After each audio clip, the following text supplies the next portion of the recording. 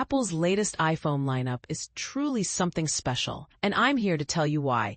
The iPhone 17 series is a game changer, and Apple might just have outdone itself this time.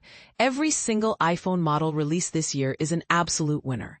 When Apple says best ever, they usually aren't wrong, but this time it feels like they've truly delivered on that promise. Let's start with the iPhone 17. It's an incredible upgrade from its predecessor, the iPhone 16, with a larger 6.3-inch display, always-on features, and a new front camera with center stage. It's a powerhouse. Add to that the Ceramic Shield 2 for durability, the A19 chip, and a whopping 256GB base storage, and you've got a device that's hard to beat. And all this at the same price point as last year's model. But wait, there's more. The iPhone 17 Pro and Pro Max are designed for those who demand the very best. Apple has listened to its Pro users and delivered on their wishes. The focus this year is on what Pro users care about most: cameras and battery life. While I personally prefer the classic look, I can see why the new design and colors, especially the cosmic orange, are a hit with many.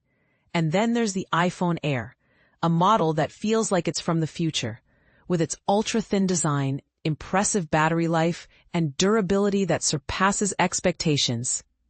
It's a real standout. The A19 Pro chip ensures it performs like a Pro Model too.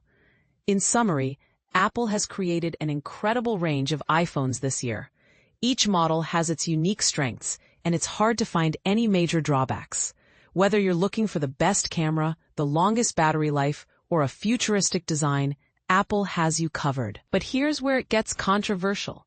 Do you think this is Apple's best iPhone lineup ever? I'd love to hear your thoughts in the comments. Has Apple ever released a better set of iPhones? And if so, when? Let's discuss and share our opinions on these fantastic devices.